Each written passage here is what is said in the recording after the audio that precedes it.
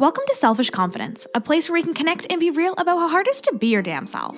My name is Jess, and my goal is to help you build confidence and belief in yourself to live any life path you want, even if it's unconventional. It's time to flip off societal pressures and connect with women who've also felt on the outside by their life choices. We're here to encourage you to grab the mic and speak your truth. I know it can be scary, but we're in this together. Let's get started.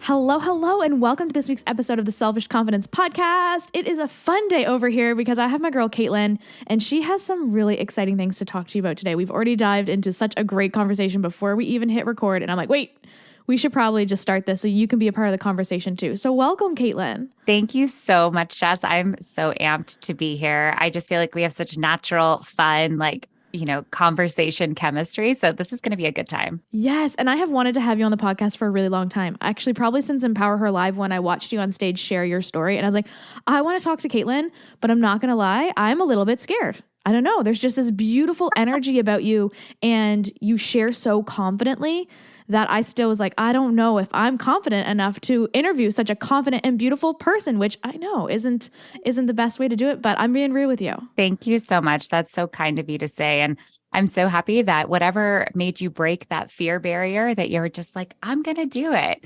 I always laugh because, when I'm just like, I have my RBF face, I really do. And it's just like this, focused energy that I have as this ADHD wild person. But so many people that meet me, they're like, I expected you to be like so much more intense. And I'm like, intense? I was like, I am a silly human. Like there's no intensity here, just intensely fun. Oh, I love it. Yeah, let's have some fun today. Let's do it. I think the thing for me that really made me want to have you on was that I knew your story was so powerful, and it was important for my listeners to hear it and to hear this unconventional, beautiful life that you've built and made massive changes in. And you just have a wonderful story to share. So I'm really excited. So let's dive into it. Can you tell us a bit about you and your background and how you got started on your journey? Yeah, when I'm asked this question, I think I've answered it probably different every single time, because who I am is like who I am today, right? Like that was different even than yesterday. But the label part of me is I'm a mom and I'm an entrepreneur. I'm a women's life and mindset coach. I'm a podcaster. I'm a lover of life in general. But a little bit about like how I got here is not the most conventional path, which won't be surprising after you hear more of my story. But the Cliff Notes version, because we could spend an hour podcast just talking about like, how did this all happen? The Cliff Notes version is I originally started my path as a coach and as an entrepreneur by going to fashion school.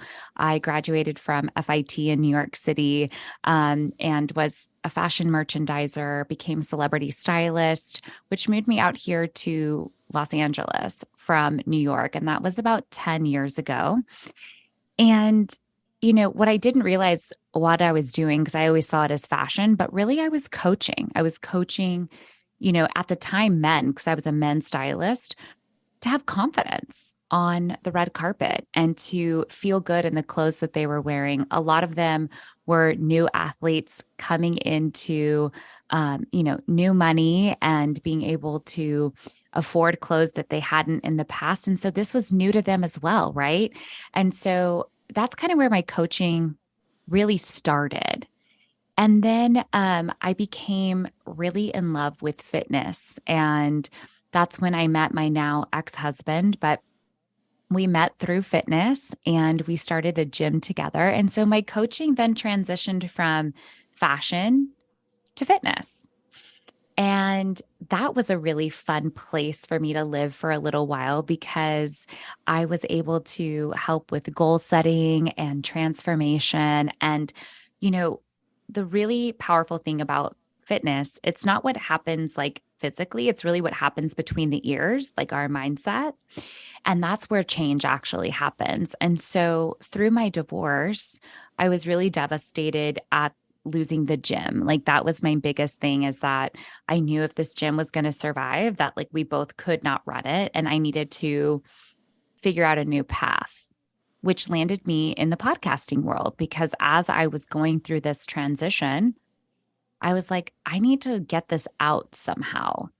And that became podcasting, which really started to resonate with a lot of women and finding themselves like, oh shit, like I'm also in my 30s and I don't know who I am. And maybe they weren't going through a divorce, but it's like maybe they had become a new mom or they had lost themselves in their career, but there was some connection of like losing our identity through something. And it was like that thing that really we love, but also had us forget about who we were and like what we really cared about. And so I started thinking like, I love this coaching thing. I think this is like really what I was born to do. I love it more than anything in the world. And that's when life coaching like dropped into my lap and I'm like, wait, I can like do that. Like, this is a thing, like a real thing I can do. So yeah, that's sort of like the very like cut clip notes version of full circle from my, upbringing and my roots all the way to sitting in this chair talking to you, being this podcaster and a life and mindset coach for women wanting to like rediscover their magic. Oh, I love it. And I was just sitting here thinking like, wow, like this is a hard question because you ask like a whole synopsis of your life in like 5 minutes. Like, give it to me. And you're like, and then I got divorced. And it's like, whoa, this happened so fast, right? So it's so interesting how we have to like condense it into something. And I know we'll get into a bit more, but very similar to me too. Like that's how I started to find myself again too, was this mic, right? Mm-hmm. Putting it out there into the world. And like you start to learn there's so many other women and so many other people who are feeling very similar to you. You feel all alone until you sit in front of a mic and put something out there and you're like, oh, wait, some people want to listen and some people want to be along in this journey. And I'm so glad that you're here and that you're sharing this with us because it's powerful stuff when you get two women on a mic just to sit down and talk about their life. Like, wow. Totally. Yeah. I love it. Yeah. And as you know, this podcast is all about just like embracing your truth and the unconventional life and doing things different. And I used to hide from that because I didn't want anyone to know that I was different. And now it's something that I embrace and I celebrate and I love. So like you shared in your story, your journey has been unconventional. It has been different. So how did you get over that fear of judgment of others to follow your heart and live this life you truly wanted? Yeah. So to give you guys a little bit of context that are listening, what Jess knows about me that you may not is that after my divorce, I met my now partner, Dee, who's non-binary, and I came out to the world, which was a pretty big transition. The world only knew me as being this straight person. And it's been really interesting because I get so many questions about this. Like, what does this mean? Have you been this way your whole life? And, what I will say is like, I still don't have an answer to that.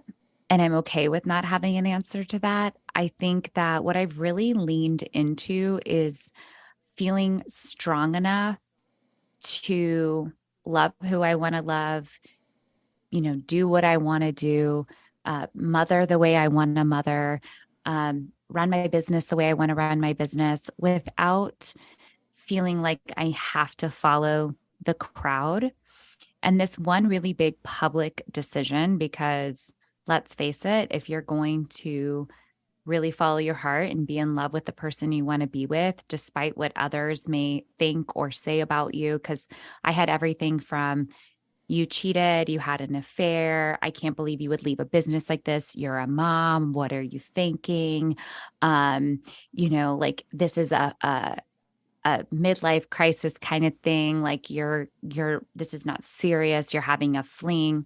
And for all those of you listening, we just got married almost 3 months ago, so it wasn't a fling. We are still so very much in love. But those kinds of things can really challenge your thoughts, right? Especially when they're not coming from like trolls on the internet. Like these are actually people I knew saying these things. So it makes you, for a second, if you don't have that inner compass that feels really strong, you can get really lost in the noise and what other people's opinions or thoughts about you. But to go back to your original question, because I wanted to provide some context there. How do I do this? And I'm human. I'm just like everybody else on the planet. And I doubt myself all the time, all the time. However, those doubts are temporary because I catch myself. And something that really helped me through this divorce was I imagined it being my daughter.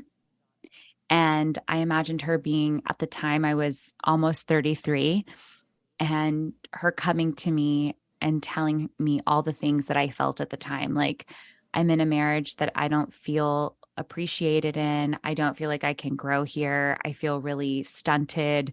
I'm lost. What do I do?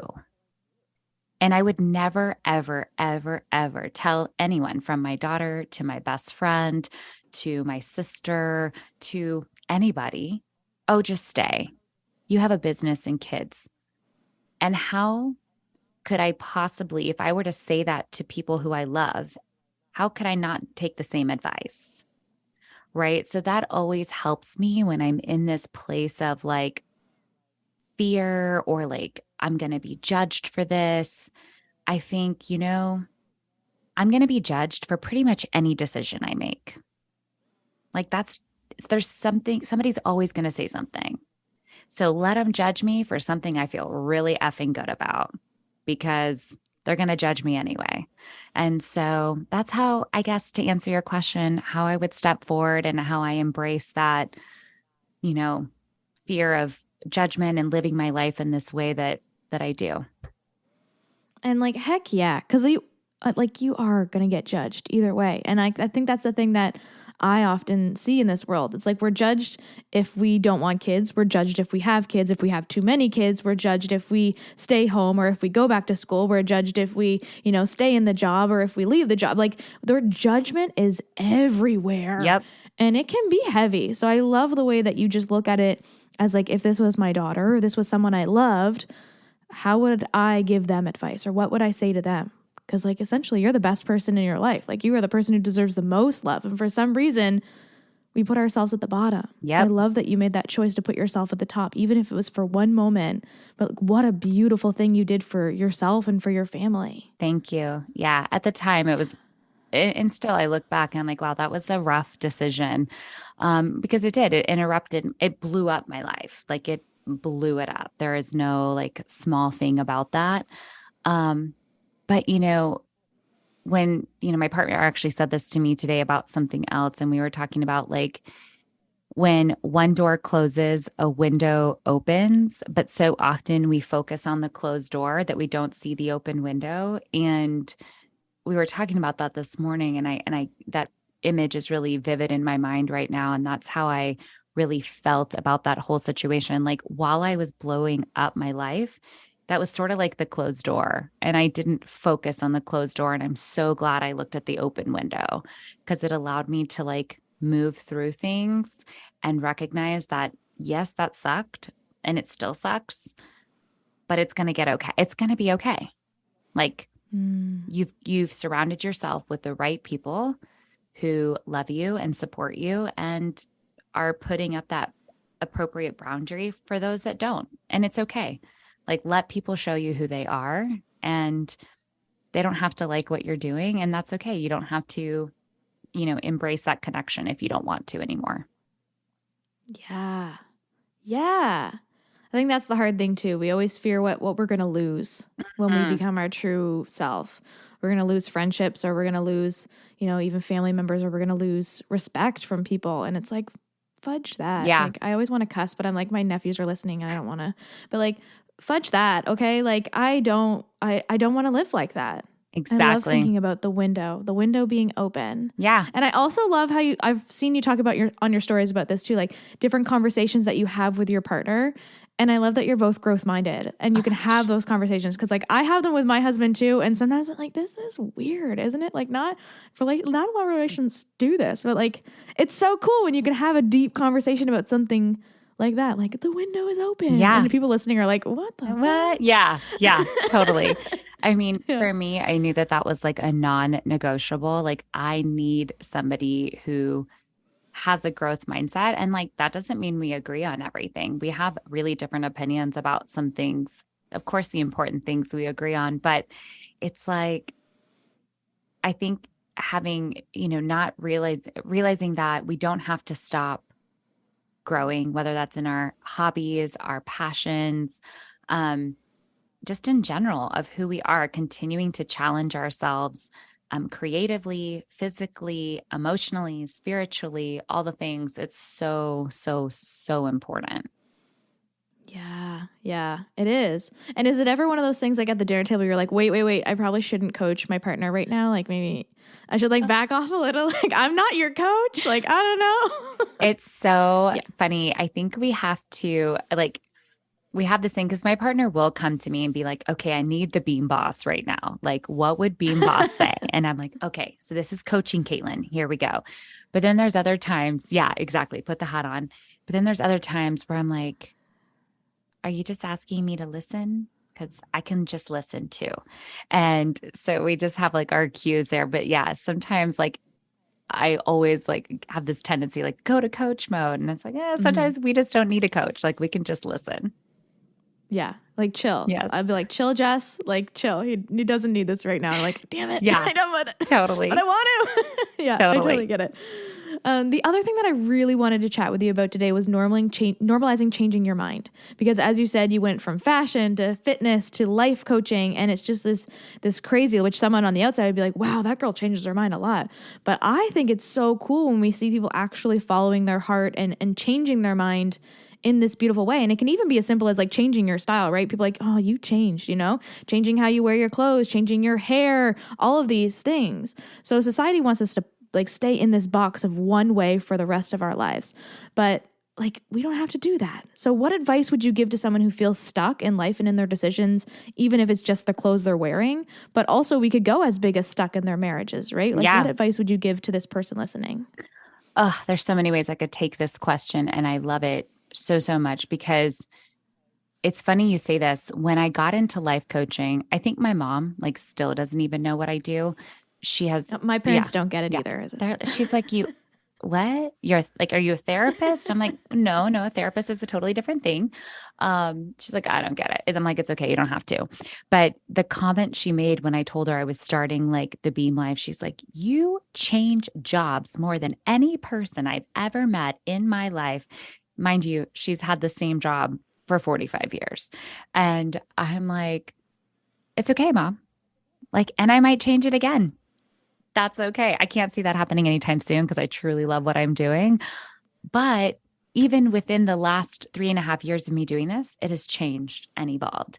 And so the advice I have is this, like anything that's ever been a catalyst for me to change, like anything that's ever been like sort of like an awareness, like, oh, maybe it's time to pivot.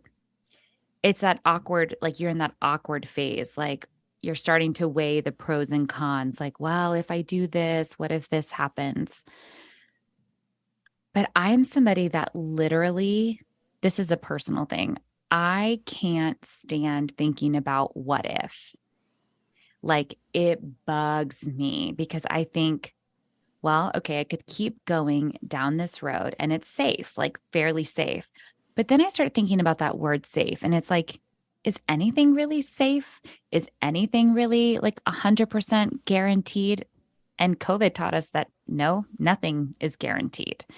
And so that really gets me thinking like, well, while this is quote unquote safe, really truly anything could happen. And would I want to end up somewhere thinking, dang, I really wish I had taken that opportunity. I really wish I had tried that. Because to me, we can always go back. Like usually those things aren't going anywhere. And yeah, maybe it is a marriage and that is a different story or a job. Like if you decide to leave a job, but here's the deal. If you're having that inclination, that little tickle, that little kind of thing come up in your body, and we all know what I'm talking about. We all call it something I call it different. like an Yeah, itchiness. Like yeah. you can feel itchy. Yeah, You're you're like, just like, ugh. something's happening. Like, pay attention, because when we just keep sweeping that under the rug and ignoring it, it grows to be real gnarly. And that's when things usually become irreparable. Right. And so think about, like, I think about this marriage situation, right? And I think of a couple, because I talk to women often who are struggling in their relationships. And so the first step is obviously, like, let's be aware of it. Let's talk about it, because for so long, they've known that they don't like their relationship, or known that they're unhappy, or know that they feel lost, or know that they feel disrespected.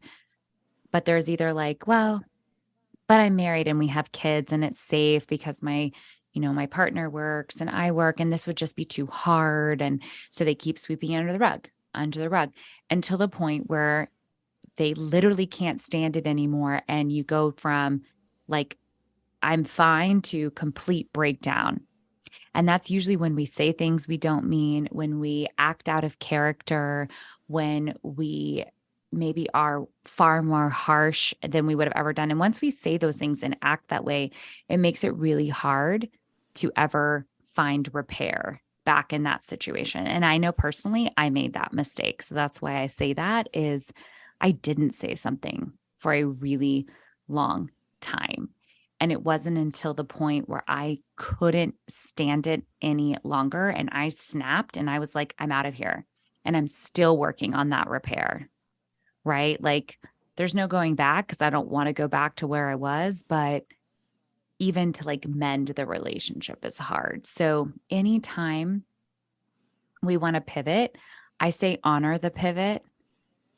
Really think about what this could look like for you, and then doing it in a way that feels like authentic to you. How we pivot is going to look different to each and every one of us. Like, there's no right way except for the way that feels good to you. So maybe that's having a hard conversation. Maybe that's giving yourself a runway and some time leading up to it.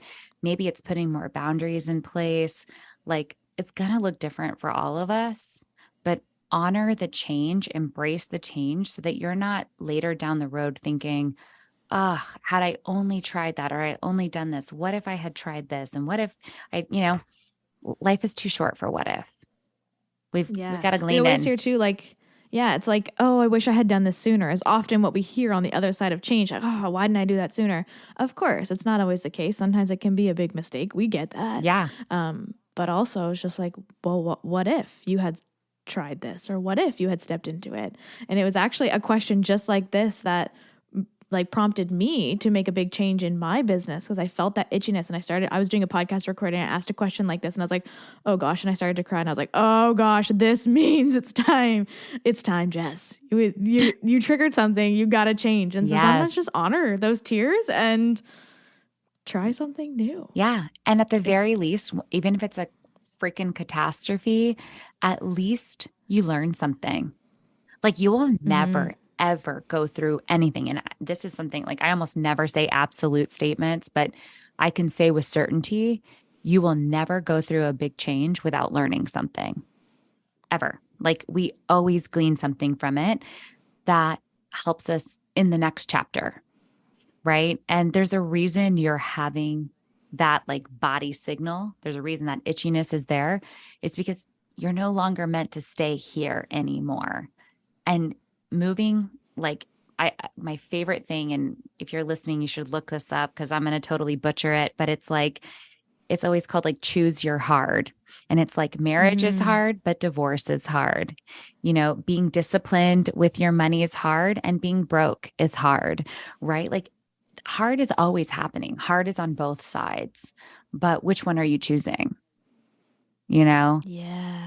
Yeah. Which one are you choosing? Yes. The heart of staying somewhere that feels uncomfortable and makes you cry, or the heart of trying something new and being a beginner, which also sucks. But it is that open window, right? Yep. Like, go out the window. We got this. I love it. Can we chat about the comparison game too, which I know you are so good at? Yes. Good at ignoring, not good at comparing yourself to others, of course. But especially on social media and especially for women, right? We compare ourselves to others all the freaking time. So how did you stop comparing yourself to others and even other coaches online and maybe even like real life, like when you're dropping your daughter off at school or anything? Like, how did you stop comparing yourself to so many other women in the world? It's so funny. I was literally going to do a story about this today because I go to Orange Theory every once in a while and drop in for a workout. And today's workout was a mile benchmark challenge. So it's like as fast as you can run a mile on the treadmill. And when I went in there, I had already knew this was happening. So I looked at my time previously, and my only goal was to beat my time from the last time I did this. And I'm a runner. I love to run. I'm not a fast runner though. So these time challenges are challenging for me because you tell me to run 26 miles, I'll go all day. You tell me to run as fast as I can in 1 mile, I'm like dying, right? Dead. Yeah. So it's like such a mindset game for me. So here's what was really interesting. I had my goal. And then as I was running, they run in groups of 10. I was like one of the last people to finish in my group. And I was running with like all these like gazelles. But all of a sudden, I was like 3/4 of a mile in and I started like doubting myself and I was upset. I was like, why are all these people around me done and I'm still running? But yet I beat my time from last time by over 40 seconds when I was done. That's amazing. 40 seconds in a mile is a long time, right? Yes. So I caught myself being like, whoa, let's pump the brakes here a second. Why all of a sudden are you caring what anyone else in the room is doing? You didn't come in here to beat anyone. You came in here saying, I want to beat my time from last time. So even if that was 1 second, that was the goal, right? So to answer your question, I still compare myself. I'm human. We do it. But I'm really good at catching myself when I get to that place. And why I stop and where I've really realized comparison is like truly, like they say, the thief of joy, is because I could have allowed today to rob me of the joy I felt by beating my time. Because when I caught myself, I was like, wait a second, hell yes. I just beat my time by 40 seconds. Like, what? I'm a badass. This is amazing. And for a second, though, I felt really down on myself. And I could have left there being like, I'm not fast enough. Like everyone else is always going to beat me. I'm not a speed runner. And same experience, 2 different takeaways. And so this is what I really work with a lot of my clients on is this mindset game of comparison. Because I will tell you, probably every single one of my clients, this is something we work on really intensely with. And one of the biggest cures is like doing what I just talked about is having your intention set ahead of time. Like, what is it that you're really working for? And like, so you answered like, how do I not compare myself to other coaches? How do I not compare myself to other women? I have my own personal vision. So an easy example of that would be like, I had my own personal time today. That was my intention. So I hang on to that. And same thing in my business and my coaching, like, there are times where I see shiny objects and I'm like, oh my gosh, but she's doing an in-person event, or, oh my gosh, she just launched this awesome thing for her podcast, or, oh my gosh, she has this great new masterclass. And I'm like, oh my gosh, I'm not good enough. My business is going to like drown. And I'm like, whoa. Kaitlin, yes, you also want to do a live event one day, but that wasn't your vision for 2023.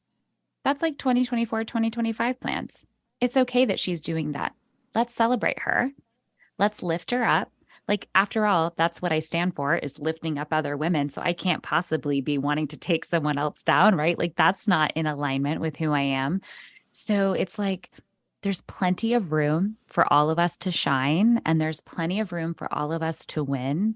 And actually, when we learn to come together and really like celebrate one another, it is powerful. Like, I get goosies thinking about it. Like, it is so powerful to show up for each other that it really overrides any kind of comparison, if that makes sense. Heck yeah. I always love that too, like focusing on happiness for other people on things, because I totally get where you're coming from. We're in a very similar world when we see people do things and you're like, oh, like That would be so cool. I have to lean into the happiness, and it's like a physical, like I have to push myself into it, because sometimes you can be like, oh, I thought I was there by now and I'm not. But like being physically happy for someone with my whole body makes me know it's coming for me too. Like it's someday going to be mine too. I have to be happy for them now, but someday someone's going to be really happy for me too. And like, that is like the thing that I push. But it's interesting you bring up Orange Theory, because that place is literally comparison. Yes. Like the comparison track, like everyone's themes are like up on everyone, like your times are all up on the wall, and you can see everybody's time, and you can see like you were like not the first one to finish. Yes. Like it's hard to not get in that trap in Orange Theory. I know. It's like a cult of like being the best person in the room. Totally. And I am uber competitive. Like, I was gonna say, are you competitive? Oh Because my like God. I am too. So I'd be like, like dumb. People in my family, it's so funny. My daughter's 6, and lately she's been like obsessed with playing Old Maid. And I am not the parent that'll like let you win. Like, I'm not going to be like, oh, don't take. I'll be like, if you pick the Old Maid, you're picking the Old Maid. Like, yeah, that's game. Sorry, I'm not going to just let you win. And I get mad when I like lose like the Princess Tiara game. Okay, so I'm like so competitive in a good way. Yeah, but it's challenges her. Exactly. I'm always about that. So yes, it is definitely for me when I'm in that environment. I check myself often, like, okay, what's really important here? What are we like trying to get out of this situation? And, you know, putting myself in the gym world and the fitness world, that was hard for me too, because as a trainer, I have never been a stick. I've never had a 6-pack. I've never looked like your traditional, you know, fitness people. And I would have people be like, wait, you're a trainer? And that taught me a lot of lessons too, is like never judge a book by its cover. Because I was everyone's always favorite trainer, right? Like, and it's like not about what happens physically. It's about who you are literally internally as a person, your intention behind things, how you're showing up, and using your gifts and knowing that your gifts are uniquely yours, and literally no one can take those away from you. Not a single person can take your gifts. So it's pointless to compare yourself, because no one is you, right? We all are our own selves. That's the best. That's the best way to look at it. Are you into human design? Very much so. Okay. So like, I think that's the coolest thing, when you can look at your chart and be like, holy poop, these are actually my gifts given to me. Like, that is the coolest freaking thing. So good. So yeah. Are you a generator? No, I'm a projector. What are you? I'm a generator, and my daughter's a projector. So cool. Are you emotional, non-emotional? I am a non-emotional projector. Okay. My daughter's an emotional projector. I've got my work cut out for me. Yes, you do. Yes, you do. Everybody who's listening are like, I don't know what you guys are talking about. It was like, yeah. Go to your human design chart, everyone, if you don't know what we're talking about. Yes, you got to check it out. For me, it's like, I would feel all of your daughter's emotions. I'm like, wait, are these mine? I'm so confused. And she's just like feeling everything, throwing emotions out like it ain't no thing. Yes, so, I'm a non-emotional generator. So I'm like, let's go. Yeah. Oh, man. I do get jealous of generators, because you guys got energy for days. Yes. And I got to take like 3 more naps. So I'm trying to respect my gifts, but sometimes I'm like, man, some energy would be great right now. We all need each other. We need each other. Yes. I love it. Do you believe that you're born with confidence, or is it a skill you develop over time? Oh, 100%. I think we're all born with all of these things. However, through time, it is deteriorated if we allow it to be. So I know this to be true, because being a mom and witnessing my daughter grow, it's so beautiful to see her confidence. And already at 6 years old, and we don't do anything but talk about positivity about our bodies, like in our house, but already my tummy is so fat. My tummy is so big, and she's perfection. So I don't even know what she's talking about, but she's seeing that somewhere. Comparison starts. My friends made me feel stupid today. I didn't know the answer when my teacher called on me. So when you ask, are we born with confidence? I believe so. I think we all are born thinking that we are the greatest thing ever to live, because No one has told us otherwise. And then we allow for it, and I use the word allow loosely because at 6, we don't know it's happening, right? But we see these people who we really, really look up to, whether it's our friends, our parents, our teachers. And these things are subtle and often said never to hurt a child, but they're said, and how it's interpreted is taken super literal. And so already our confidence can start to be chipped away at, chipped away at, chipped away at. And then we become teenagers, and we all know how hard it is to be a teenager. It's super awkward. You're like growing into your body, you're like feeling all kinds of hormones. And I really believe wholeheartedly that's when our confidence either skyrockets or it completely crumbles. And that's what takes us into college and young adult life and all the things. And I had a really rough time with confidence. And what happened is because I was so down on myself, how I looked on the outside, I really overcompensated for being bubbly and funny and like over the top, gregarious and like friendly, which has served me well now. Like I learned those skills. But I was also like self-deprecating humor. Like I'd always make fun of myself first because I'm like, well, if I do it, then no one else is going to. Or if I don't make them think that I care about what I look like, then no one will say anything. Or if they do, I'll just shake it off. But at night, I would be crying in my pillow. And then that really led me down the wrong road with relationships because anyone who looked at me, I was like, oh, they must love me. And it's because I didn't know what it meant to love myself. So I love this question so much. Confidence is something I could talk about for about 20 years and never shut up. So I'll leave it there. But I think that it's definitely something we are born with that is then taken away, that then we realize we want back.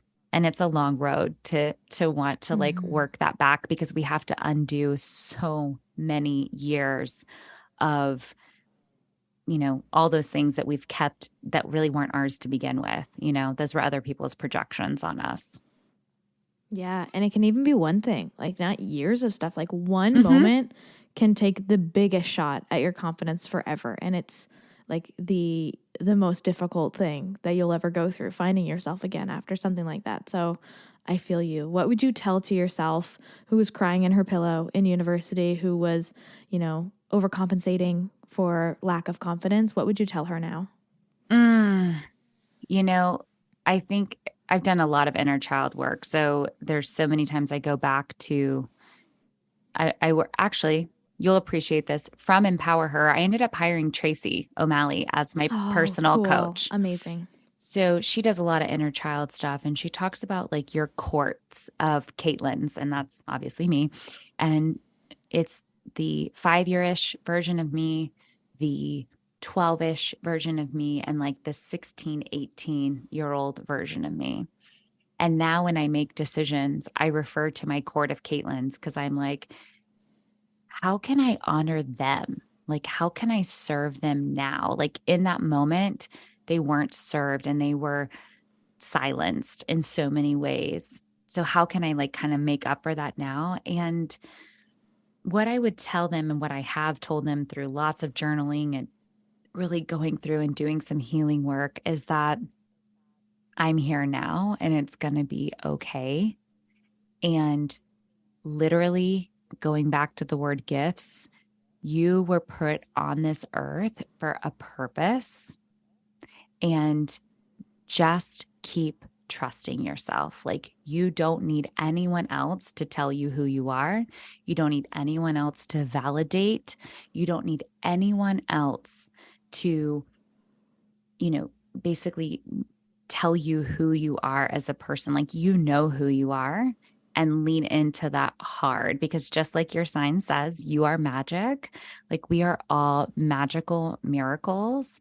And so I truly lean into that so much and tell that version of myself, like, it's going to be okay, babe. Like we needed to get through this little patch so that you can now help other women, but we don't have to do that anymore.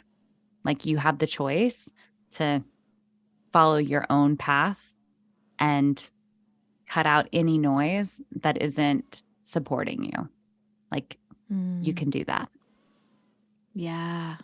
I love that you have your quart of Kaitlins Yes. with you everywhere you go. Like I can just picture you all holding hands together and I'm just like, oh, Yeah. what a beautiful visual. Yeah. Right? We just think of that as the past, but actually like they're here. They're hanging here. out with us all the time and I love it. If you've done, Can you tell? I was going to Oh, go say, ahead. yeah, if anyone here listening has done any kind of work, you know that like who we are as an adult is completely those versions of ourselves that has like led us to be who we are now. So like you said, yeah, they're very much like with us. And so being able to heal some of those past wounds, or like you said, one big experience that happened to you, like maybe it was something horrifying and like traumatic that happened as a teenager or in your, 10, 12-year-old life, like you can actually go back and get healing. You don't need healing from the other people involved. You can start to heal solo healing kind of thing. It's a really beautiful thing. Yeah. We could all use a little healing. Yes, always. I often think of it as like a hug. Like I think with my little Jess, like I just like to give her a hug sometimes. Just like, come here. Totally. Just a hug. Totally. Can you tell us where our listeners can connect with you, what they can find out from your podcast, where they can find it, and your free community, and all of the things? Tell us about, what can we expect online with you, Kaitlin? All the things. A lot of what we chatted about today is really what I share on all of my platforms. I'm super big on Instagram, which is just at the Beam Life, like beam of light.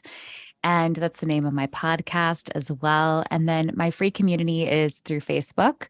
I will definitely send you the link so you can share that with your community. But we do all kinds of really fun things in there. Right now, we're in the middle of a journaling, live journaling morning pages type thing, but we do live podcast and, mini coaching sessions and just fun little ways for women to connect with each other, because I don't think there's enough things that allow women to create community with each other.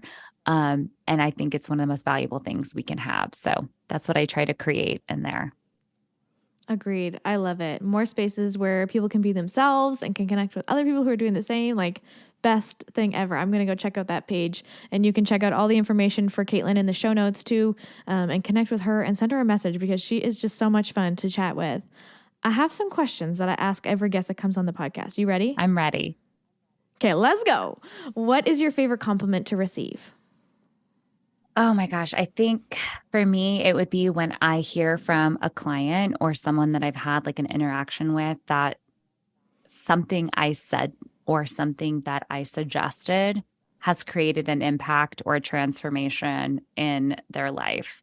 I live for impact. So I think that that's probably the biggest compliment, is when someone's like, I heard you say this, or we did this, or in our session this, and then it like clicked for them and they saw something that they hadn't seen before. That to me is like, that just keeps me going every day. Yeah. And even just in this conversation that we've had today already, you're making an impact. Like there is an impact here and an impact to my community. So thank you for being here and for sharing that with us. What is your favorite thing to do to boost your mood when you're feeling grumpy? Run. That's an easy one for me. I was like, is it at Orange Theory or like outside? Where are we going?